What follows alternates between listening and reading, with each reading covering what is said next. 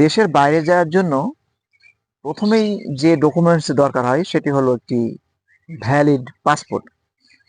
তো আপনারা এখন যে নতুন পাসপোর্ট করতে যাচ্ছেন, প্রস্তুতি নিচ্ছেন বা করবেন বা চিন্তা ভাবনা করছেন, তাদেরকে আমি কিছু পরামর্শ দিই। প্রথমেই আপনারা যে চিন্তা ভাবনাটা করবেন সেটা হলো পাসপোর্ট 5 বছরের না 10 বছর করবেন। অবশ্যই আপনারা 10 বছরের জন্য করবেন, ঠিক আছে? কারণ এখানে 5 বছরের জন্য আবেদন করতে যেখানে 4050 টাকা লাগে, আর 10 বছরের জন্য লাগে 5750 টাকা। সুতরাং এখানে টাকার ডিফারেন্সটা কিন্তু খুব কম। সুতরাং আপনাকে অবশ্যই 10 বছরের জন্যই করতে হবে। তো এই জন্য আপনারা এই ভুলটা করবেন না প্রথম অবস্থায়। আর দ্বিতীয়ত, পাসপোর্টের আবেদন আপনারা নতুন একেবারে নিউ তাদের ক্ষেত্রে যেটা হলো যে আপনারা, আপনার যদি এনআইডি কার্ড হয়ে থাকে তবে এনআইডি কার্ডের যে তথ্যগুলো রয়েছে, আপনার পিতামাতার নাম যেভাবে রয়েছে এনআইডি কার্ডে, আপনারা ঠিক আপনার নিজের এনআইডি কার্ড অনুযায়ী করবেন।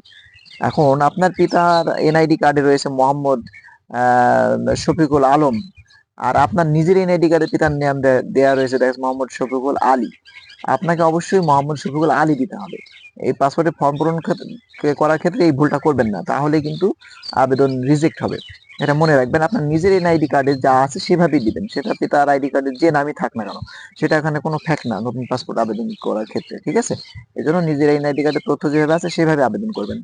আর আরেকটা বিষয়, যাদের পুরনো পাসপোর্ট আছে, আপনারা পুরনো পাসপোর্ট যাদের আছে তাদেরকে বলছি, আপনারা নতুন যখন আবেদন করবেন, পুরনো পাসপোর্টের সাথে তথ্য নতুন আইডি কার্ডের সাথে যদি আপনার মিল না থাকে কোনো সমস্যা নাই, আপনার নতুন যে এনআইডি কার্ড আছে সেই এনআইডি কার্ডের সাথে মিল করেই করবেন।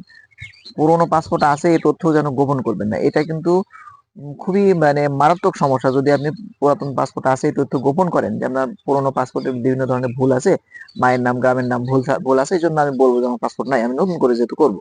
কিন্তু আপনি যখন ফিঙ্গার দেবেন পাসপোর্ট অফিসে গিয়ে, তখন কিন্তু আপনার পুরো বায়োডাটা চলে আসবে। তখন আপনার ওই যে যে টাকাটা খরচ করে আবেদন করলেন, মানে পুরো টাকাটাই আপনার লস হবে। পুরো টাকা সহ ফাইল সহ পুরোটাই সম্পূর্ণ রিজেক্ট করে দেবে।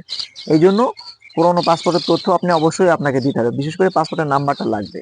যাদের হারিয়ে গেছে, আপনারা কি করবেন, এনআইডি কার্ডের কপি নিয়ে পাসপোর্ট অফিসে যাবেন, ওখান থেকে আপনাকে পুরোনো একটা কপি দেবে।